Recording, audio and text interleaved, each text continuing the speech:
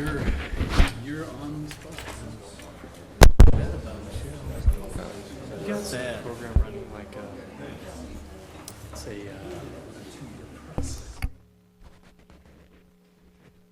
Stop running it. Off then. Guess I don't want to run it. it's like a Google. What? This is Steve's. This is computers. Oh. He's running weird. Oh yeah, he does. It's kind of cool, but I think it was causing some issues. Luckily, he's not here right at the moment. But this shouldn't take more than 2 minutes. Where's Mr. Worthy? Oh, a lot more people now. Yeah.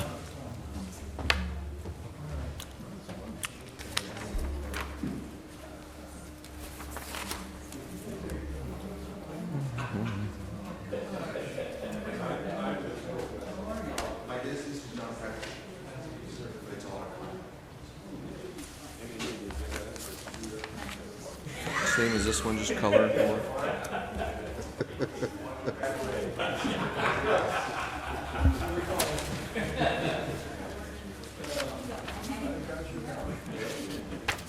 Go ahead and make sure your sound's off. Hey, I got old 8145, man. I got 130.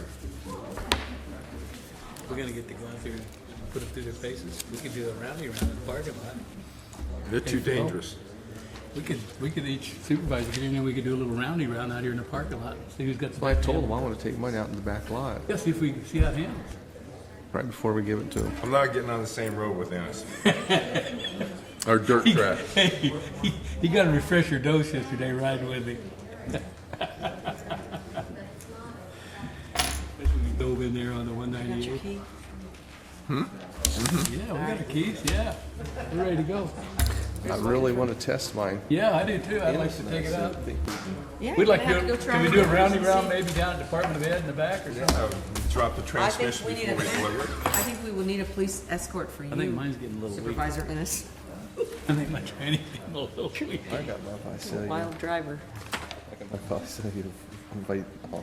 Visalia PD volunteer event with me. I'll be the escort. I've got good notes here for myself.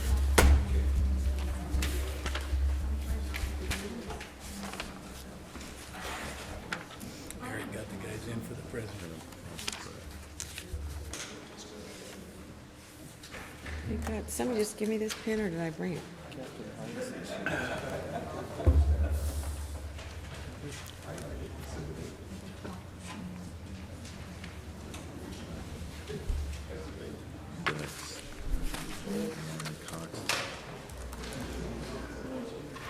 Okay, that's what, so I've got item 20. Phil's telling me Second that's to off last. until later. And Hater, Bonnie's the last. Steve's next. One told me to. Phil's direction. We've got it worked out. Steve first. Okay. Six is what rates me. Yeah, I'm usually, sometimes Phil and I get here about the same time. Yep, I just get down. that's the notes I have. Found out early you don't leave at 7:30 because then you get caught. I wanted to bump draft going down 198. So, Our HHSA guys are way too happy. isn't this neat, man?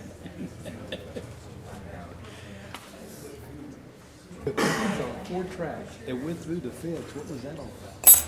Oh, How do people do that on straightaway? I don't know. Cut somebody off maybe, and they just locked it up. No, they weren't paying attention. Drop something. There's Miles giving you the evil eye. 2 and 3. Where does consent start? With 4?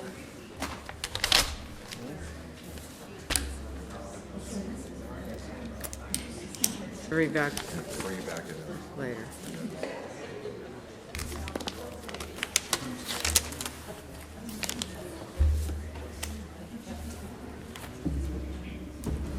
$10 grand, probably.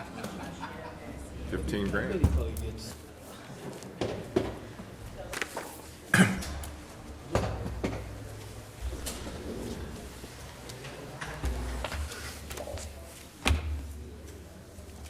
What?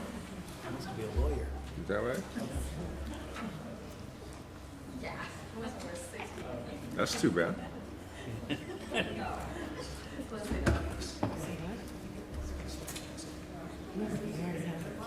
want to go out and try and figure out. Vacation.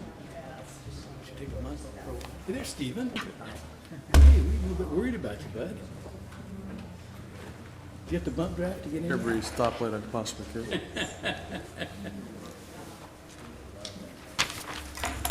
We're gonna go outside and hand them the keys. You want a car? Never mind. Just go with the flow.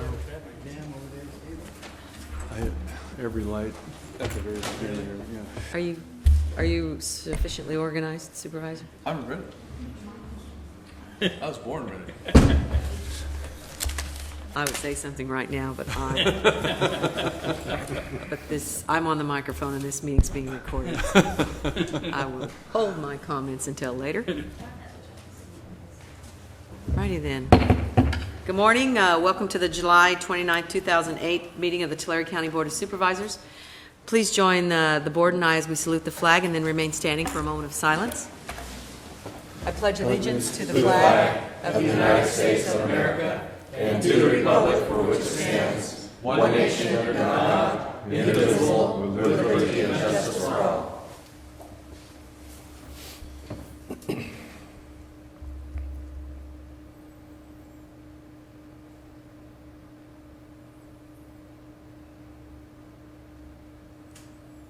Thank you.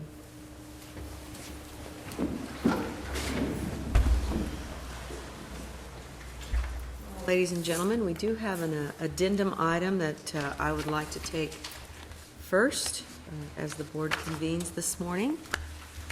And this is kind of a show and tell item this morning. We get to take a field trip.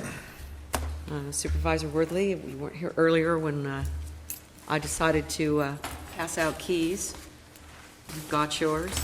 You don't necessarily win what's behind door 2 with that key. But on a serious note, this board is very pleased this morning to make a presentation of 5 surplus Tulare County Patrol cars to the College of Sequoias for use as training vehicles by the students enrolled in the Tulare Kings Police Academy. We have some representatives here that I would like to recognize and maybe even ask them to come forward. From college, we have Lieutenant Richard Miller and, oh gosh, I started to say Bob, but what's his official title now? Police chief. Police Chief. Pardon? Bob Masterson. Well, I He's changed colors. Okay, it used to be Sergeant, I'm getting confused here. Anyway, gentlemen, if you would come forward, and as they're moving up, I would like to express our thanks to our one and only Al Guzman. We often joke and talk about Al Mart or Guz Mart or whatever your skills are, sir. You were integral to this process, and I do want to recognize you and thank you for that. We have an opportunity this morning. I have taken the liberty of giving each of the board members a key. Now, the board member to my far right is mentioning something about wanting to take a test drive. I'm not sure how I feel about that. But Would that be in the front seat? I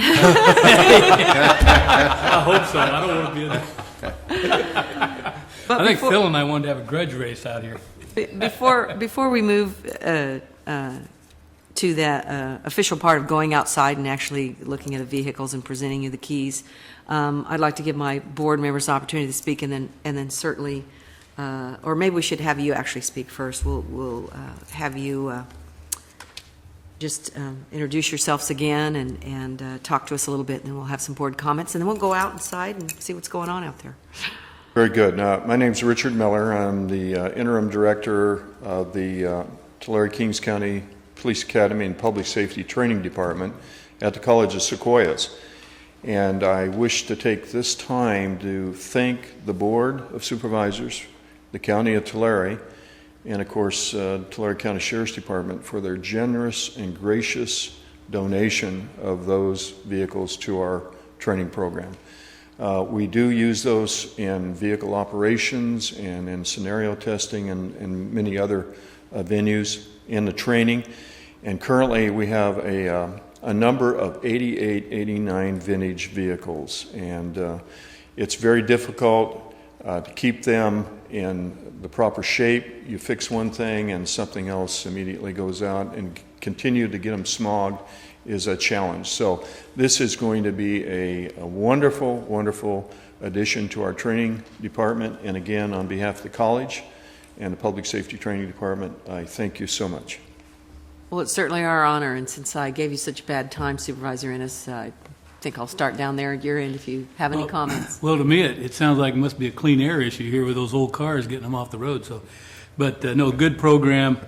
We definitely need more people involved in public safety, because that's our number one aim here on the board is public safety, whether it be police or fire or emergency medical vehicles. But good program, and I'm just glad that we had the resources to help you and to make it even better.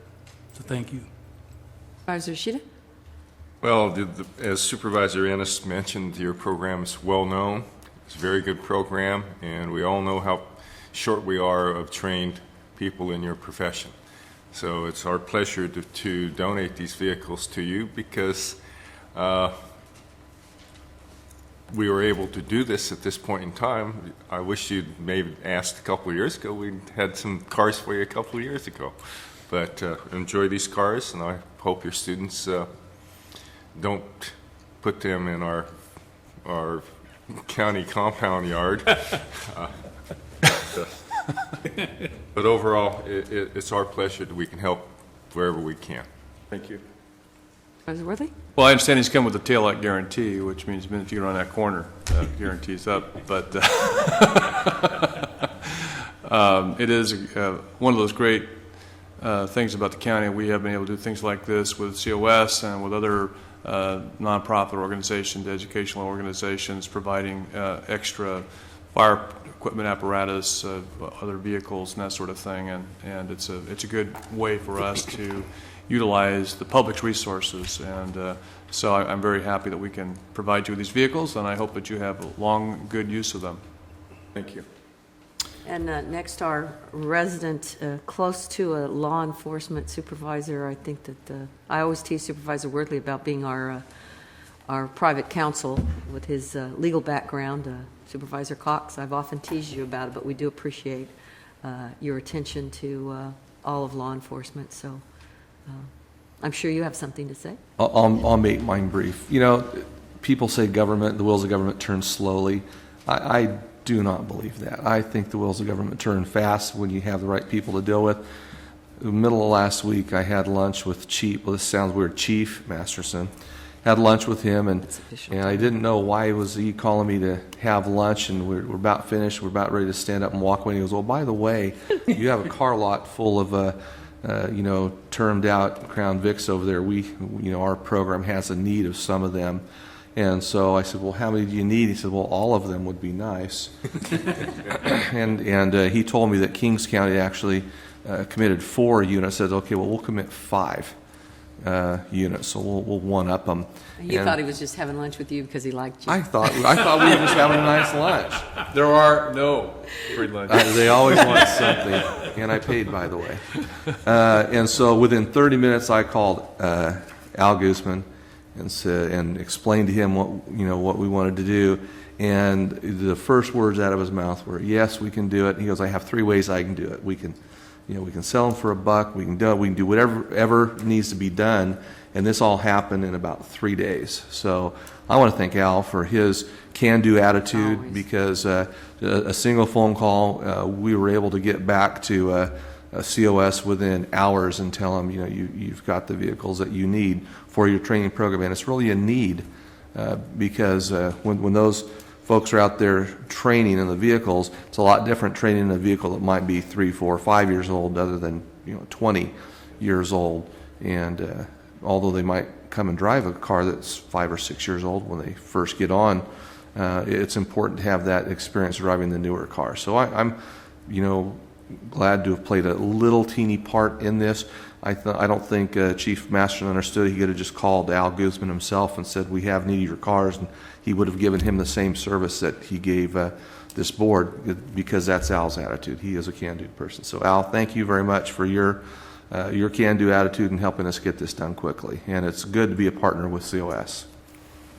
I won't belabor it too much more, if you'll indulge me, though. This opportunity reminds me so much of my my lifelong friend's mother, God rest her soul. I walked in one day, she was having a discussion with her husband, and he left kind of in a huff. And I said, oh, what's going on? And she turned to me and she said, it's like when my cousin needs eyeglasses and she can't afford them, but I can, then it's a sin if I don't provide those glasses. So I'm not saying that this parallels to that, but it makes me think of the fact that you have a need, we have the opportunity, and it was good timing, and we're just really proud that we're able to do this. And once again, I call it Guzmart, not Almart. But Al, to you, our thanks as always. I don't see the sheriff here, but Captain Hinsley's back there representing the Sheriff's Department. And to you, gentlemen, it's a great day, and it's a fun day, and we're so happy that we're able to do this. And so it's kind of a field trip day. We're gonna go outside and see which key fits what door, and we're gonna hand this over to the gentleman. So if you will all indulge us here on the Board of Supervisors, we will get to our 9:30 timed items on time for those of you that are waiting, but we're gonna take a few minutes and go outside and view the vehicles and turn the keys over to you. Thank you.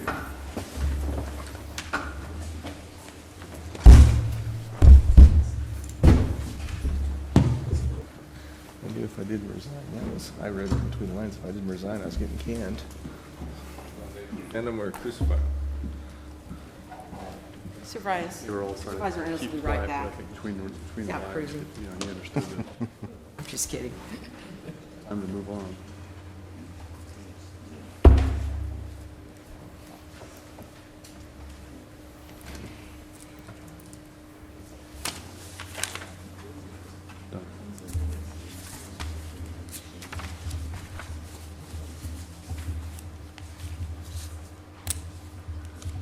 I got off at Elizabeth's Pen yesterday. You weren't at our TCAG meeting. Untimed items. About 12:30, 12:45 from the ROC. Get your basketball standards up? It took so long when we had to fill them up with water. Yeah. Oh, by the way, Ivanhoe, you're committed to be the MC? Is that okay? Yeah, that's fine. I was at the meeting yesterday, at the TCAG. All of a sudden, I just started getting stomach cramps. I didn't know what was going on. It went away, but it just, at the time, Kind of reined him in. You got some great people out there. Just going off different directions. can't agree. What? It's not feeling good. Oh, no, he's out there doing it. About a minute or What you guys need to do. You need to do He'll this, be along in a this, minute. and they come back real quick. But there's times when they just get off. They start. Spreading out. Bill, you missed the fun. TCAG? About the banking issue, or No. Well, you came back. I thought you were taking that car and you're never coming back. No, I got tied up out there. I know what you were doing. Used car dealer, I just can't stay away. Honest Al's used cars. Okay. Well, we have, now the board's back in session. We're all here. Here we'll move to the consent calendar. We need to pull off item number 20. That will be brought back at a later time. We need to hear item number 6 separately for a minor correction, and we'll pull item 23 so that Supervisor Cox can excuse himself from the vote. And before we move to anything else, is there anyone anyone here this morning that wishes to address the board regarding any of the items on consent? Yes, sir. And what item would that be?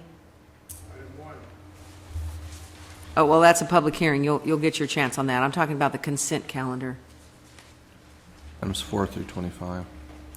Madam Chair, this item number 12, I need to excuse myself from that because that's Sausalito Irrigation District, and my wife works out there. Oh, all right. So we'll hear item 12 separately? Well, I just can't vote on it, so. Yeah, so we'll pull it off consent, and then we'll allow you to. Madam Chairman, I would just like, for purposes of just to highlight, take on items 15 and 16, just for separate consideration because of the significance they have to Tulare County. Okay. Then are you keeping track of all the ones? Yes, I think so. Council? I believe we'd also ought to go ahead and pull item 4 because I believe since Supervisor Cox sits on the first 5 commission, I don't consider that to be a conflict. you don't consider, okay. What all this board is doing is, Complaining. yeah, adopting a resolution to support action first 5 is already taken. I don't consider that to be a Okay. conflict. I agree. Okay, so If there's nothing Council, was further, there- Madam Chairman, I would I move, believe there was someone else that wanted to I believe that you probably have pulled all the items that pull someone's the going items that someone I to would talk move about. approval of our consent calendar items 4 through 25, absent items 6, 12, 15, 16, and 20, Second? and 23. 23. Got them all? Cast your votes, please. Okay. Supervisor Sheet is conflicted, but I believe that passed unanimously. What did I do? I did an anise? Don't blame it on me. Well, between the two of you down there, Both my hands were on the desk. Well, what can I say? Can't get it off. May I say what it is? Sir? Audibly. Are you Okay, voting I voted yes? yes. Thank you. Okay, so that's clarified, so what's left on the consent calendar passed unanimously. Then Dennis the pushed that back. first item that we wanted to pull was item 6, is that correct? Mr. Bullock? Good morning, Chair, members of the board. Item 6 was modified at my request last week, and so that's why it needed to be pulled.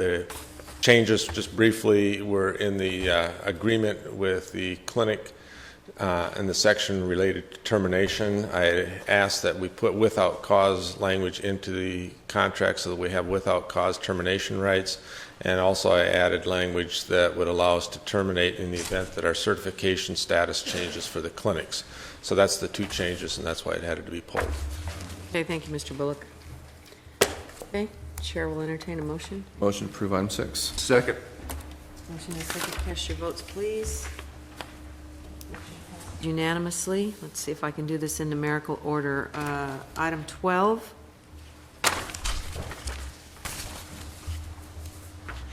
Madam Oh, Chairman. Mike, you just want to Mike, abstain on you're it? just going to recuse yourself. Yeah, I'm just gonna, I just won't, I'll abstain. Okay. I move approval, Madam Chairman. Second. Okay, motion and a second, cast your votes, please. Motion passes unanimously with Supervisor Ennis abstaining. Okay, 15, Supervisor Worthley? Oh, Madam Chair, I just I just couldn't let this go by without commenting on it. When I was running for supervisor 11 years ago, I was advised that Road 80 construction would begin within 2 years of that time. And here we are, 11 years later, and it's actually going to happen. And a lot has happened, of course, in between then, primarily state financial problems. And but for our Measure R in Tulare County, this probably would be delayed again. There's a good chance it would be anyway. It was approved by the CTC, subject to any action by the state of California. But we had gotten an excellent bid on this project. As you'll recall, the engineer's estimate was over $12 million. This contract's for $7, $8. And so this board and TCAG have determined that no matter what, we're going to go forward with this project if we have to borrow from ourselves, from our Measure R funds to do this. But it is getting underway. Sadly, most of this actually is in District 3's territory, but the real benefit is to District 4. And so I just wanted to call Or to the attention. county. I just wanted to call attention to it. Yes, because this is a regional route that has a Yeah. tremendous amount of traffic on it. And so I just wanted to call attention to it, and it'd be my pleasure to move approval of this item. We do have Mr. McClatchy of Lee's Paving here in the audience today as well. Oh, yeah. Perhaps you'd like to say a few words to us.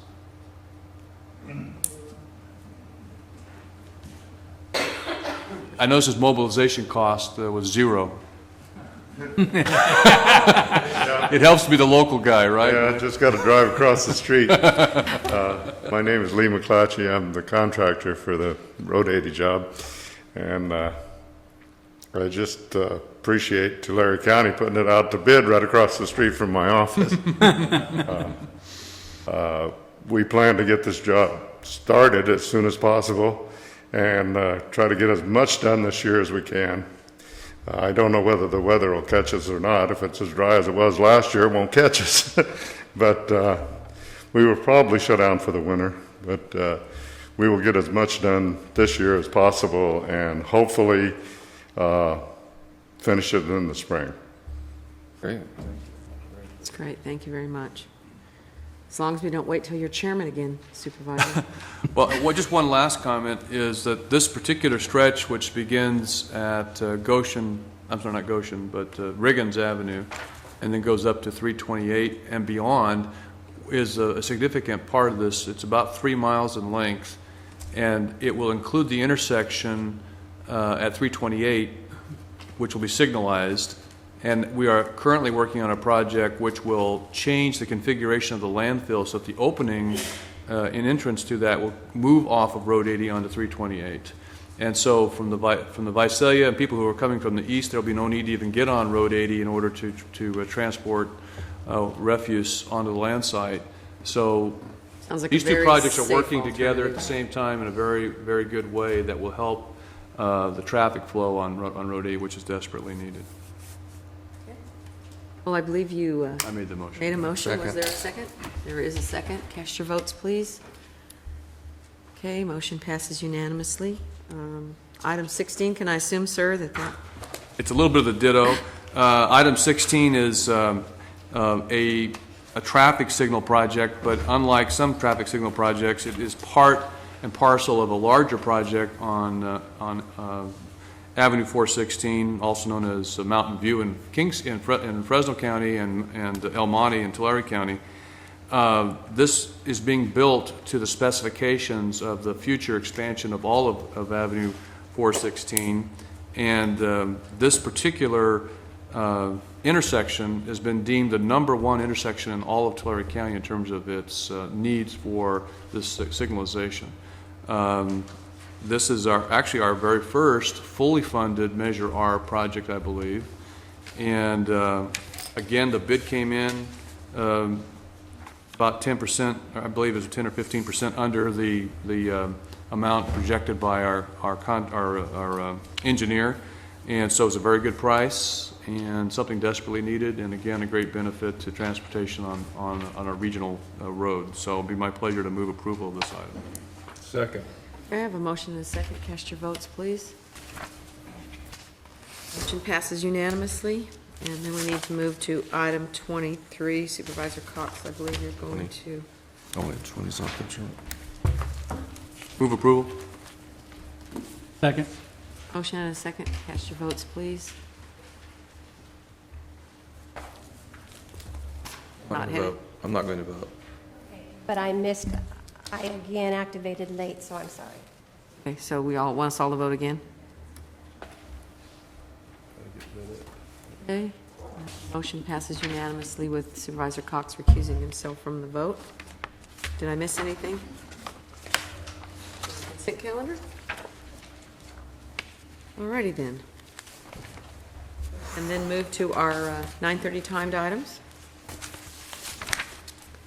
Item number 1 is a public hearing, request from Resource Management Agency for consideration of sewer and water user fee adjustments for specific county area zones of benefit. Morning, Chairman Conway, fellow board members. I'm Roger Hunt, Assistant Director for Resource Management Agency, and I'm here to present this item. We're asking to conduct a public hearing to consider sewer and water user fee adjustments for the county service area zones of benefit. The county operates 8 sewer systems and 3 water systems, and these systems were built back in the late 80s and early 90s. And today we're asking that there be no proposed rate increase for Delft Colony and Traver sewer systems, nor a rate increase for Wells Track water system. But for the remaining 8, we are asking for fee increases. The 07-08 year, we're anticipating approximately $120,000 in shortfall, expenses exceeding revenues. And that's picked up by borrowing money from the county's revolving fund, which impacts the general fund. To date, that is approximately a total of about $635,000 over the course of the years. If there's no fee increase, we're looking at a shortfall of about $131,000. If there is a fee increase, as recommended, we're looking at a shortfall of about $103,000. So we're looking at reducing costs, or increasing revenues, I should say, by $28,000. There have been a number of things that have impacted the cost of the systems. There's been an increase in water treatment rates from the cities and the Cutler-Rossi Joint Powers Waste Water Authority that have increased cost, as well as Woodlake and City of Lindsay. There's also been an increase in fees from the regulatory agencies. And finally, there's been an increase in electrical cost, not only in electrical rates, but in the cost of operating some of the systems. The grant guidelines that we have for these systems require us to send out notices to the granting agencies. We've done that, and there's been no comments received. We also published notices, sent out notices to the property owners, and also received no comments. That's my presentation, if you have any questions. Questions from board members? Okay, seeing, hearing none. It is a public hearing, so we will open the public hearing. If there's anyone wishing to address the board on this subject, now would be the time.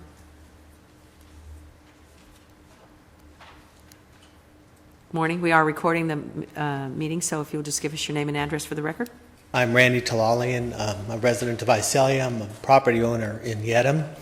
And I own 8 houses in downtown Yedem. My uncle Ed across the street owns 5 houses in the north side of downtown metropolitan Yedem. So is that all of the households in downtown? Just about. And we're bearing the brunt of the rate increases in these 13 houses. I have 8 houses. The average rent for these 8 houses is $411 a month. The water and sewer currently is $105 a month, and garbage right now is $25 a month. That's per unit. Leaves $281 net for an average rent for this property. Since agriculture certainly is the most important segment of our economy, and ag labor is essential for this industry, I don't know where else the farm laborers can go and pay $281 of rent for a house that has a roof that doesn't leak, running water, and a sewer system, anywhere else in Tulare County or the state for that matter. I can't continue to provide for repairs. These aren't modern day houses. As you can imagine, 20 years ago there were still some outhouses out there.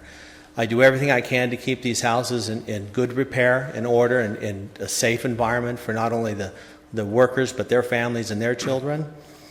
And with the cost to repair these houses, it's quite expensive. It doesn't leave any net profit at all, especially this year with some of the repairs that have had to be done. So we're putting these rate increases really on the back of these tenants, on these farm laborers, and every year it seems that there's been a 10% increase, and it's pretty much been automatic. And I understand that electric costs have gone up. Well, their utility costs have gone up as well. Certainly with the drought situation that we've had, these people, they're struggling to make ends meet as it is. They're not on welfare. They're good, honest, hardworking, contributing citizens of our county, and I just think that we need to put a stop to these automatic increases, continue to look for alternative sources of funding, whether it's grants or subsidies. Certainly it's a rural area, it is a poor area, and I don't know where else these people are going to go except to leave the county. And then I can also plant trees or do something else with the property, but pity the poor farmer who needs to have some fruit picked and doesn't have any laborers around because they couldn't afford all the increases. So I just, am asking, requesting that this year, for 1 year, let's put a hold on it. It's bad enough for these people, and there's not enough room to continue to increase these rents. There's also some concerns, and I don't know if this is validated or not, but I have heard that there might be some connections out there where they're feeding off the one main connection, so there's additional units being serviced off one main connection, and they're only paying the one service fee. And then while I'm at it, there's a dehydrator across the street that is a safety and health hazard. And Supervisor Worley, I think that Yes, you got a nice phone conversation. I spoke with your uncle last night. Yeah, it is pretty bad, and and I understand the role of the government to provide for health and safety for its citizens, and I think the sewer and water treatment, the sewer and water plant, it was a great thing that you did out there for these people, but now we're just we're making it impossible just about for them to continue to be out there. So anyway, I'm requesting that the supervisors consider this year putting a freeze on the rate hike for the Yedem district. I'm sure if I could just respond quickly. First off, there was a comment made about the automatic pay increases. They are not automatic. That's why we're holding these public hearings. So in some cases, you'll have different jurisdictions where they will have a CPI kind of an automatic escalator in their systems. We do not do that. We do it on an annual basis. And I'm looking at the estimated net cost for Yedem, and it's a net cost to the county after these increases, I believe, of $16,000. So the problem, I understand the concern the gentleman raises, and I share that. I mean, look at their current fees, $63. I mean, they're some of the highest probably in all of Tulare County. And even so, we have this shortfall, which means I do think, I agree with the gentleman that we have got to continually look for some other way to fix this problem because it's just only going to get worse. I mean, costs go up, and we have to cover our costs because, as it is, we are subsidizing this to the extent of the $16,000, even with this increase, and it just goes on every year. And we have these rates, which are, if you look at the marketplace, they're way off the charts. So we just need to continually look for some way of dealing with this situation, and I don't have an answer. I was hoping the gentleman might have an answer. I do. I'd be glad to build 10 additional units across the street. That'll lower the per unit cost. That is part of that. I agree with you. That is part of the thing we've talked about. Now, one of the problems with these folks is that they don't have their own system. They're hooked into the Cutler-Rossi system, which has a limited amount of capacity.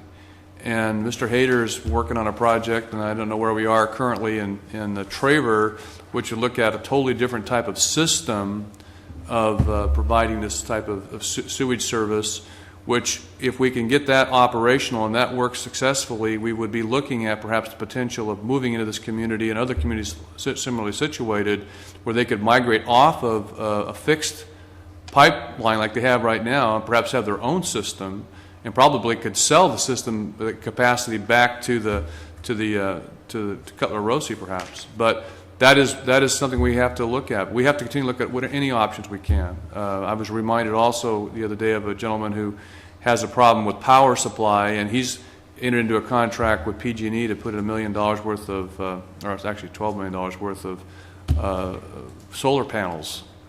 And when you think about sewer farms, you think about open space and perhaps the ability to be used as a sewer, as a farm, if you will, for solar power generation. But we've got to continue to be looking for alternatives because the same old is detrimental to the people who live out there. I mean, these rates are just, they're unconscionable. But at the same time, we're really between a rock and a hard place of that's what it costs to provide that service out there.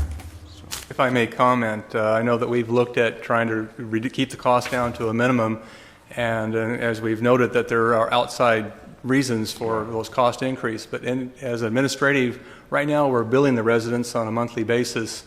I think it's El Rancho that we have on the property taxes, and that would be one way to reduce the administrative costs. In other words, instead of billing people directly, it would just be part of their tax bill or something Yes. of that nature, and then avoid that cost. Yeah. Well, I think whatever we can do to try to bring costs down, and I realize in this situation, with the earlier ones, we have our own problems, like in, I see earlier systems where they had little individual systems for small, very small communities like Tuleville and so forth. Those are very expensive too.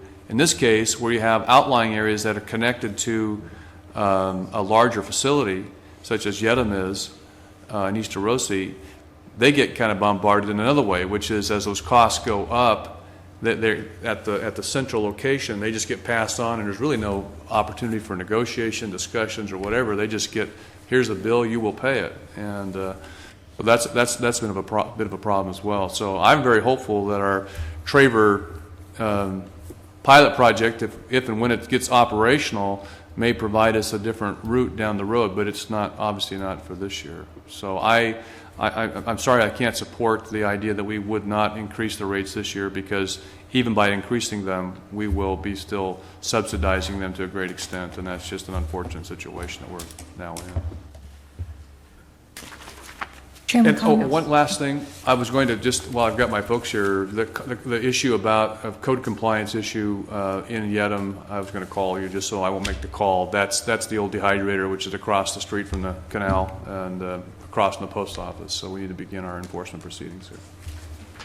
Chairman Conway, could I ask Mr. Hunt how many connections there are in Yedem? Certainly. I'm not exactly sure. Rough estimate? Again, I'm not sure. I'd have to refer to staff. I doubt it was over 30, probably. Oh, was there some illusion that Maybe some 40. Some of them are not connected, or they're sub? No, there just aren't that many. There aren't that many, and that was his comment about More houses. there's so few houses. The idea, if we had more people paying into the system, we could bring costs down. That's the and problem with all that this. would certainly be true if that one system was just for that community. But because they are an outlying community, which is pipelined into the other, when it was designed, it was designed for existing structures plus 10% growth. Period. And that is a real problem then for any kind of future expansions. For some reason, I just wrote in my notes that there might be other units that are dovetailing off of others. Was that? Well, that was a comment that he made. We might want to double check that and see. We'll look into that. But it's Might not be gonna more make a big- ratepayers than we know about, or should be ratepayers than we know about. Okay. Anybody else? This public hearing is still open. Someone else want to talk to the board? Now's the time. Morning. Just need your name and address for the record, sir. Yes, good morning, Mr. Chairman, board members. My name is Edward Estrada, and I too have 13 units of farm labor housing in Yedem, and unfortunately, I don't have the same average as Mr. Talian has as far as rental income.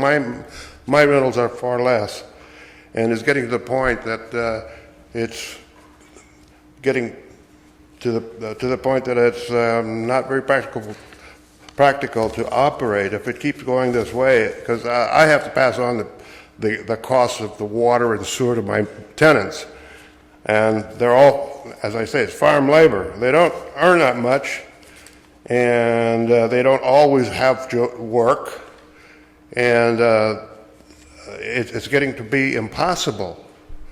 And I pay $1,300 and some dollars a month for houses. Some are only two-room houses and don't have lawns or anything. I understand that the costs are high, and on top of it, I only have one connection for all those 13 homes. They just hooked into my existing system, so the county never had individual connections to each of these units.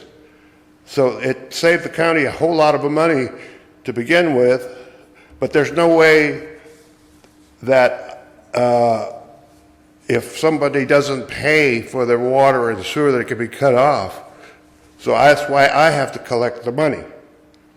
And there's no meters. There's only one meter for the whole camp. And all I can say is it's just getting to. I'm sure that each of you members here pay far less for your water and sewer than all these poor people are paying. So what solution? I don't know, but there's got to be some other way. Thank you. Thank you, Mr. Estrada. Anybody else? Okay. Seeing and hearing none, I'll close the public hearing and bring it back to the board for discussion and possible action. If I can, Madam Yes. Chair, I've held this position since I came on the board, that this board should not be subsidizing these smaller systems.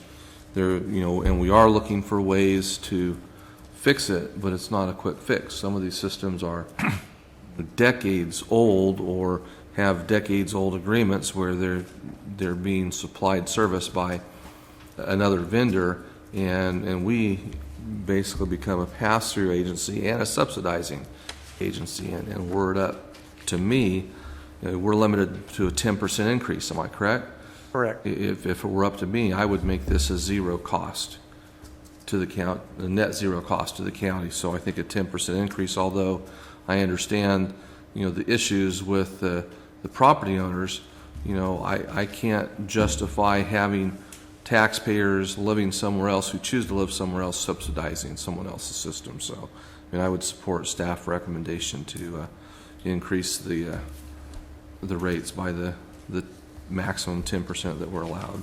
I'll tell you, one of my fears, I had a meeting with some folks from the water districts in Alpaugh last night. I know you guys like it when I talk about Alpaugh, but they're on the very verge of, they're going to try to take a 218 vote. And, they're on the verge of bankruptcy, and they're asking me what can happen. Well, the state can take over in receivership, but I think sometimes that's how we've ended up with some of these. These were not design-build projects by the county, but we inherited them by default, and that's part of the crux of the matter for us. Not something we would have planned or designed, and yet the taxpayers of Tulare County are then responsible for everybody. Supervisor Shida, were you going to? Leaning You leaned into the in. mic. Leaning into the mic. Well, this is a common problem we have This water board throughout all our conversation, water independent commission. districts and the districts that we oversee. The rates are far higher than a municipal rate that's charged in our incorporated cities. We're trying to address that issue as a board. One way is to increase the usership or the density in these small communities where they have not been allowed to grow in the past. And that's what we're addressing in our general plan. But one size doesn't fit all, because in Yedam's case, it's a little different than Tuleyville's or Plainview. They're all a little different. We're trying to address that part of the issue on the County Water Commission. And we're starting to apply for and receive funds for disadvantaged communities, which Yedam would definitely fit into that category, to where we can improve the services and quality through, well, you're already on a regional, but we're looking at regional water for your area. So in conjunction with Alta Irrigation District, we're looking at trying to lower sewage rates by whatever means that we can, through engineering, through innovation. But we are studying a lot of these communities right now, and hopefully within the next couple of years we'll have some answers. Now, we have somewhere floating around the state legislature $1 million to address some of these issues in our communities that come up last week and this week and the following week from all these independent systems that we oversee. So it'd sure help if we get the support of the communities to contact our state legislature and tell them that we need these grants so we can help these rates and the quality of life in these communities. So it's hard to do by ourselves on the Water Commission or the Board of Supervisors.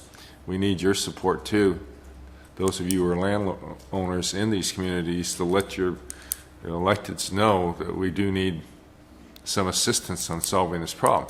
This problem is only get worse, and it's going to be 10% every year. And I think everybody's figured that one out by now, unless we do something proactive and change the way the system operates. And that's what we're trying to do. I have a question.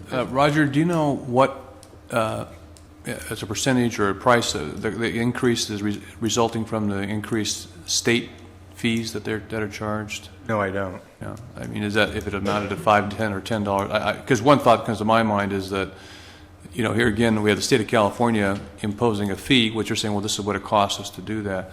But perhaps there could be something in the way of an equitable argument that based upon the fact these are some of the poorest people in our community and therefore in the state, that they might be able to get some sort of waiver from those fees.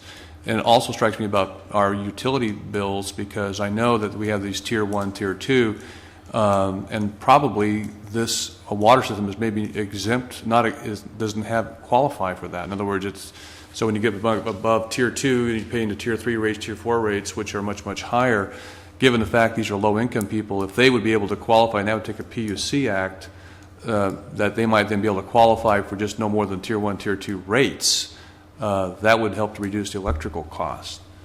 Just they're not big items, but they are items that could be of assistance in dealing with this problem. Because I agree, with this, we're just chasing our tail the way we're doing right now. There's no end to this thing. Right. We've got to find some way to just a different way of doing business here. And I don't know the exact amount of the increase. I believe they were significant with the water board. And I think it was interesting to note that they had included a new fee for the statewide general waste discharge requirements. So they increased the existing fees and then added an additional fee. Yeah. Well. And I think our assemblyman, especially Mr. Rambula, which I think that's in his district, is very interested in these kind of equity arguments that we pass on these costs to the people who can least afford to pay them. So that'd be something for us to take a look at our platform. I would encourage you to write Assemblyman Juan Rambula or call him, and that's where a lot of this starts, is with our electeds in Sacramento. So it's part of their responsibility to carry this burden. So I encourage we use this avenue. Well, we've beaten this to death. We have a motion. Sadly, we'll make the second to the motion. I have a motion and a second.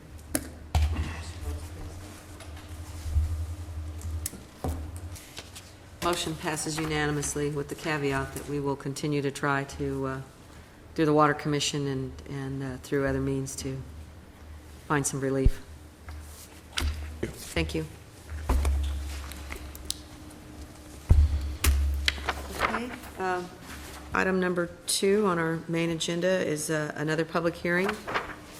Request from Resource Management Agency to review and receive public comments on the Community Development Block Grant. Say that 10 times fast. Annual grantee performance reports. Probably have. Laurie Mercer, Resource Management Agency, Community Development and Redevelopment Division. We would like to present this morning and request the board to hold a public hearing to review and receive comments and to solicit citizens' input regarding the Community Development Block Grant, or CDBG for short, the program. So, in our current open grant accomplishments and performance, the annual grantee performance reports, and potential projects and possible activities for the county's 2008-2009 CDBG applications for funds. A sign-in sheet is being passed around. Signing is voluntary. The primary federal objective of the CDBG program is the development of viable communities by providing decent housing, a suitable living environment, and by expanding economic opportunities, which are principally for persons of low or moderate income. Projects funded with CDBG allocations must carry out at least one of the following national objectives: benefit of targeted income group persons, including low income, minority, handicapped, and elderly, elimination of slums and blight, or meeting urgent community development needs. We invite citizens to submit written comments to the County of Tulare Resource Management Agency at 5961 South Mooney Boulevard in Visalia.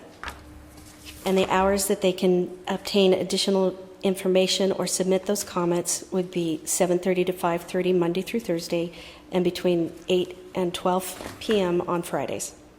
All Tulare County CDBG programs are implemented in ways that are consistent with the county's general plan and commitment to fair housing. Applicants are not and will not be discriminated against on the basis of race, color, ancestry, religion, national origin, sex, marital status, or handicap. And then I wanted to go into our current open grants and give you just a little update on our progress. All the expenditure milestones, deadlines have been met, and in many of the cases, the funding has been expended early. The 05 STBG 1563 grant provided housing rehabilitation assistance to 16 homeowners throughout the county. This grant also funded much-needed road improvements, installation of curb gutters, sidewalks, and related stormwater apparatus in Rich Grove. Additionally, the county was able to initiate the construction trades training program to provide training, equipment, and materials to disadvantaged youth and unemployed adults. This program is operating successfully and continues to grow. The 06 STBG 2598 was strictly a public works allocation, and Tulare County was one of the highest scoring applicants. $90,000 has been provided to assist with the completion of the Thule water distribution system. The Plainview Mutual Water Company will receive $140,000 and part of what you approved today on consent calendar for water lateral connections for approximately 195 dwelling units. That's part of a larger Plainview water distribution project.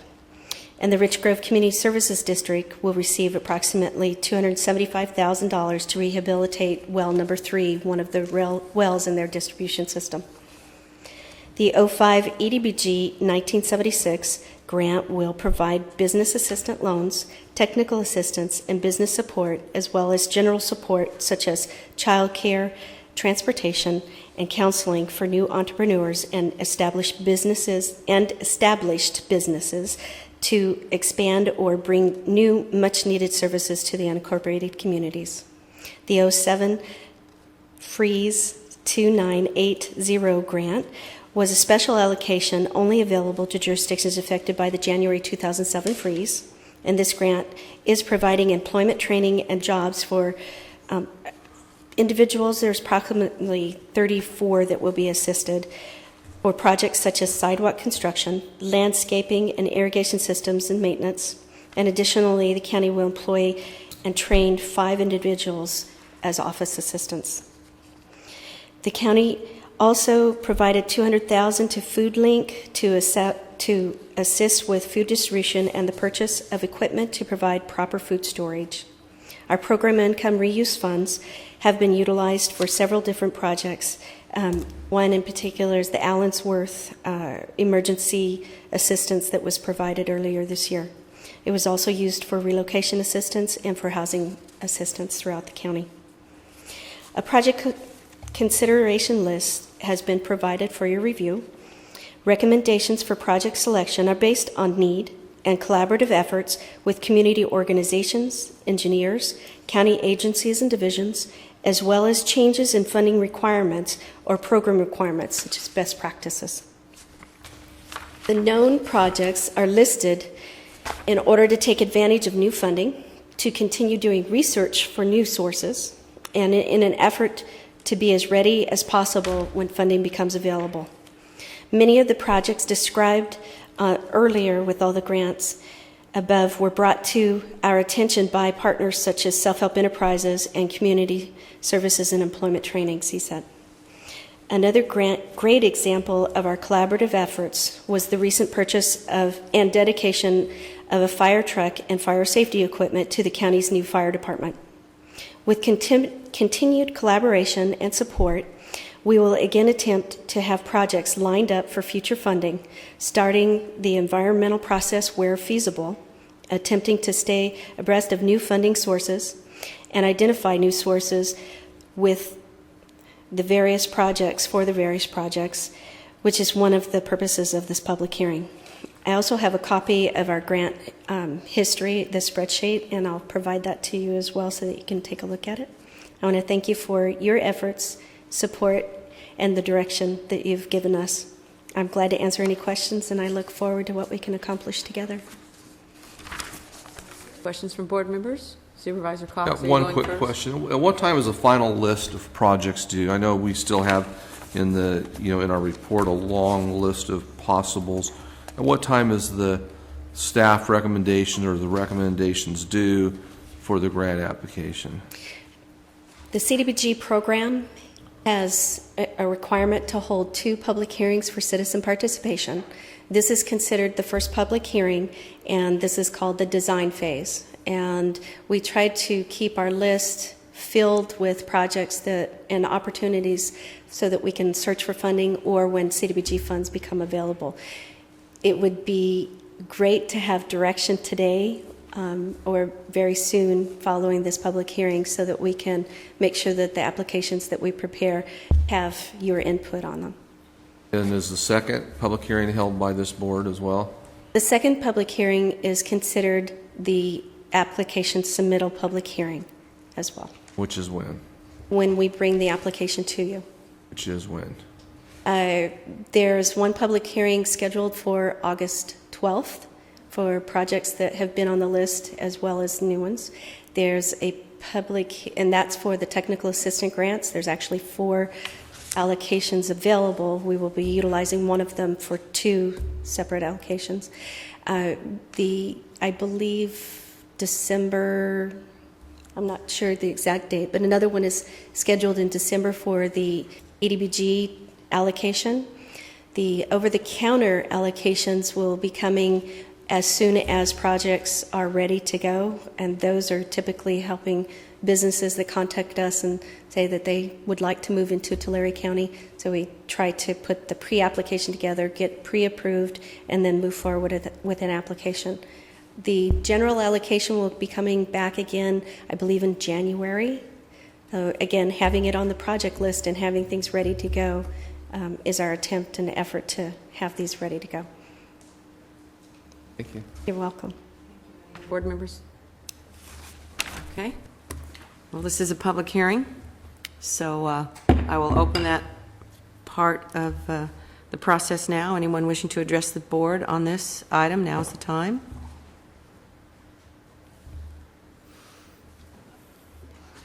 Okay, seeing and hearing none, we will close the public hearing and bring it back to the board for further discussion or action. Move approval. Second. Okay, I have a motion and a second. Votes, please. Motion passes unanimously. Thank you, Ms. Mercer. Okay, and our third public hearing this morning. Charlotte's already up there. Request for Resource Management Agency. Review and consider amendment to Tulare County Zoning Ordinance number 352 for change of zone number PZ 07005 for Western Ag Realty.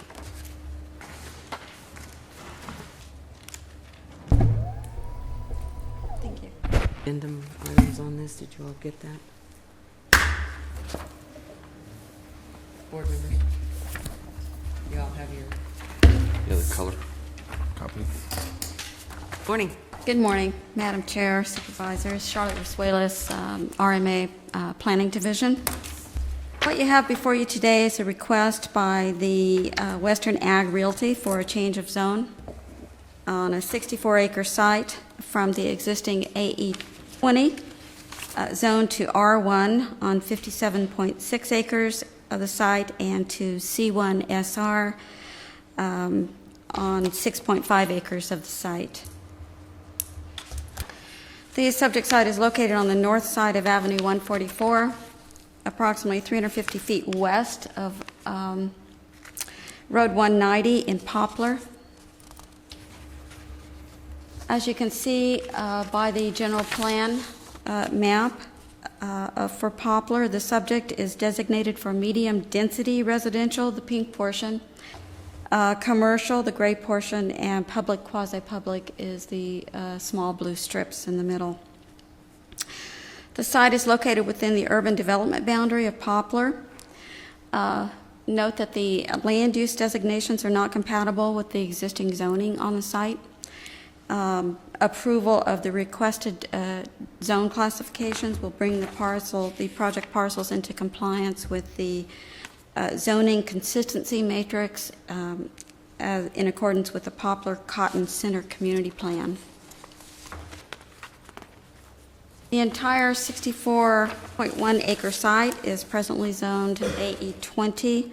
Parcels to the west, two small parcels to the south, and parcels to the east are zoned R1, single-family residential. Parcels to the north, south, and one small parcel north side of Avenue 144 are zoned AE 20. Parcels further east are zoned R2, two-family residential. The applicants are requesting a zoning designation of R1 for development of a single-family residential subdivision, and C1 SR for future commercial development along, Avenue 144. Since no specific development plans have been submitted for the proposed commercial area requested for rezoning, the SR overlay zone is being requested, which will, in turn, at the time of development plans are submitted, trigger a site to ensure that the project is in compliance with the county regulations as well as CEQA.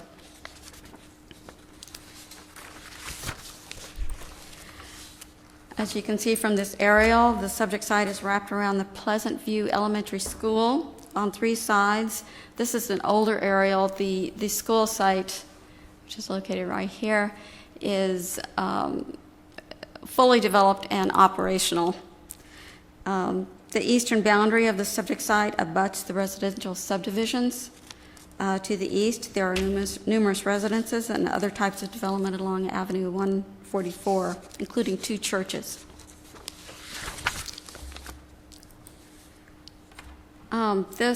The purpose of the requested zone change is for a tentative map approval to divide 18 acres of the site into 81 residential lots, ranging in size from 6,000 to 1,000 square feet approximately. Also, to create an outlot consisting of 6.5 acres for future commercial development along Avenue 144. Sewer and water services for the 81 lots will be provided by the Poplar Community Services District. A will serve letter, an extension will serve letter is on file. Planning Commission approved the tentative map at their May 28, 2008 Planning Commission regular meeting, pending approval of this requested change of zone. The Planning Commission also recommended approval of this change of zone at that May 28th meeting. These are just photos of the subject site looking east across the northern portion of the project. Again, looking east towards the residential development. This is the north side of the school. Corner of Frankie Road and Avenue 145.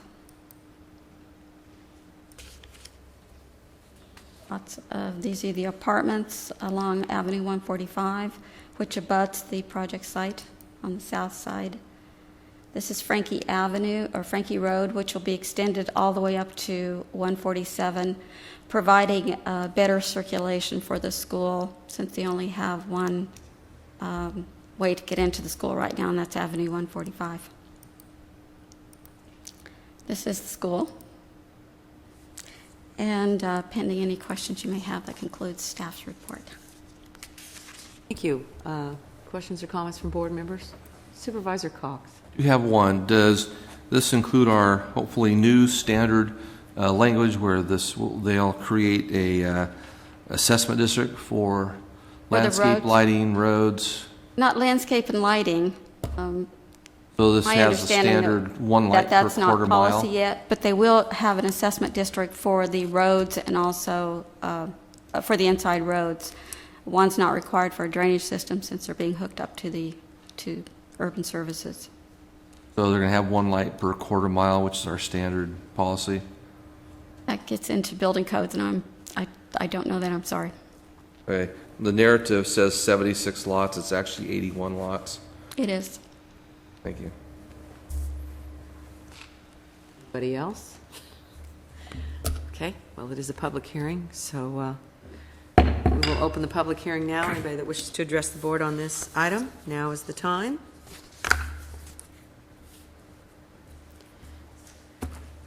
Okay, seeing and hearing none, I'll close the public hearing, bring it back to the board for discussion, action. Okay, I move approval for item 3. Second. Cast your votes, please. Motion passes unanimously. Thank you. Which district is this project in? Mr. Sheetus. I'm never sure when it gets out there. It's like yours, I'm right down the road. Woodville. Yep. Okay. We will now move to, gosh, if I could put my pager a little bit faster here. Our one and only untimed item, which is information only, bid opening results for the Rich Grove Street improvements.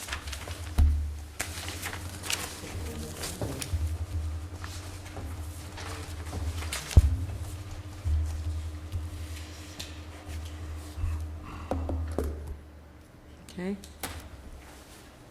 There it is. I'll say 4 bids under engineer's estimate. Shows that we're continuing to receive good bids, and we ought to get out there as fast as we can and secure as many bids as we can for as many projects as we can while the bidding is still good. You know what I like about you, Supervisor Cox? That for a guy, you like to shop. That's right, I do. You may not know that, but trust me on this, you like to shop. But people hate to see me come into their store, pull the shirt off the rack and say, "Are you sure this is how much you want for this?" Yeah, I believe that, What we used to sir. call it Whose grind. district is this in? Rich Grove would be District 2. Rich Grove. Hey, Rich Grove I has got a little been... corner of that. Rich Grove, God bless Rich Grove. I've told you this story before. I told It them means it. if patience was a virtue, then Rich Grove is a virtuous community because they've been at this for, Bill Hader out there, I want to say 30 years. Has it been that long? Only 20. Okay. Well, I'm exaggerating and overextending myself, but at least 20 years. So they're I'm getting thankful that things we're getting done. somewhere. Okay. Item 27, public comments. Now is the time. Anyone wishing to address the board on items under our purview, but not on today's agenda. Now would be that time. Seeing and hearing no one, we will move to item 28, Board of Supervisors matters. Supervisor Cox. Oh, wow, you surprised me. You're starting with me today. Well, it's kind of a good day for you, so I'm starting with you.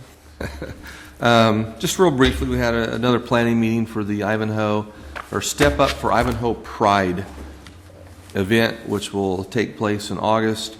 Moving forward very well. Supervisor Worthley has agreed to be the MC for that event, and the committee is planning for 1,000 people to show up for that event.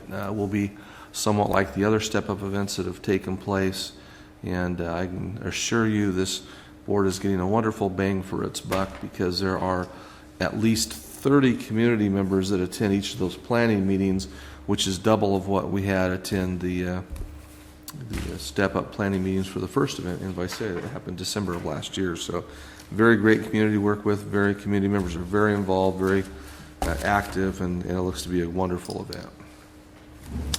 MC brings something different to different people's minds, so I'll be anxious to see what kind of MC Supervisor Worthley. When he agreed, I forgot to tell him he Turns has out to to be. dance and sing. Although, well, he can sing. I can't speak to his dancing skills. I've never observed those. Well, we saw a little preview. I can speak to them. Evidently, Supervisor Ishida has observed Supervisor Worthley somehow, somewhere dancing. He's referring to yesterday. Were you dancing? Well, yesterday we had the opening of the new community youth center in Cutler and Rossi, and I was very pleased to have all of my colleagues on the board in attendance at that, and CAO, and well attended by the community. I thought it was telling that prior, just the night before or the early hours of the morning before we had the grand opening, someone tagged our building. By the time everybody arrived there, you would not have known it because it was repainted with the right colors so that it looked just like it had before. And I just sort of use it as an object lesson to demonstrate that this is why we're doing this, because of the need, and also to demonstrate that we're not going away and we will pursue this matter to its ultimate conclusion. So again, I thought it was a great event, and I appreciate the efforts of Mr. Cox and his sons. The Cox crew was there. The Cox crew was there and putting together, with some assembly required, some basketball standards, and the place looked really good. The parking lot had been resurfaced, restriped. Nice things have been installed inside the building, a big screen television, and all the courtesy of Tulare County.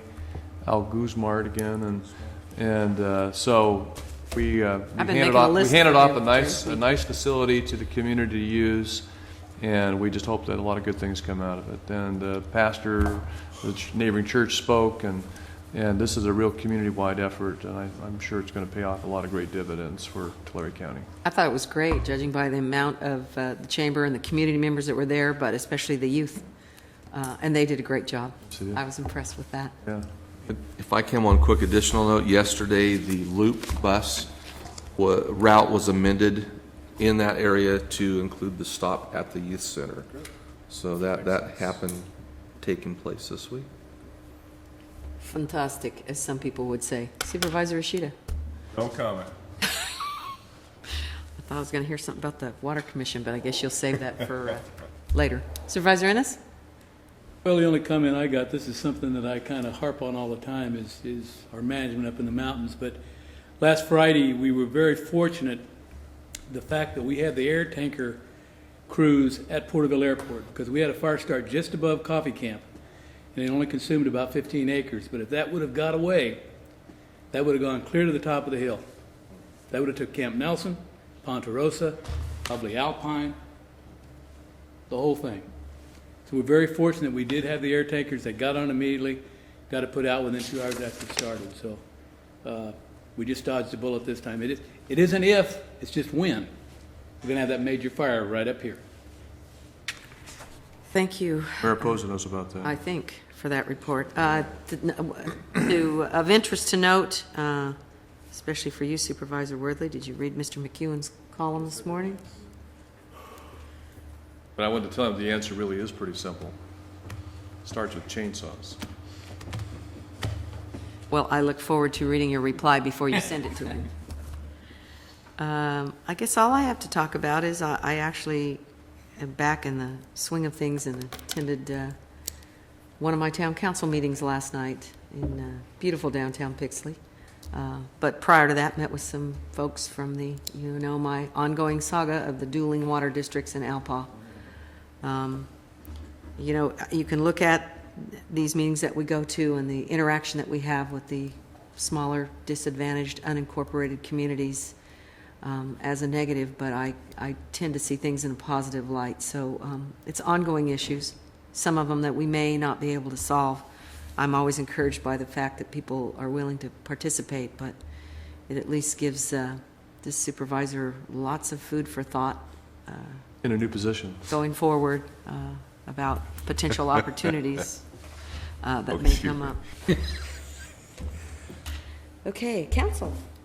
Yes, we do have need for closed session. Items C through I believe we can cancel items A, B, J, K, and L, and I do not expect a report out. Thank you very much. I want to thank all of you that are here this morning, and for whatever reason, maybe you're called by duty to stay with us for the whole meeting, but we appreciate it, and we'll adjourn to closed session, and thus end the meeting this morning. Thank you.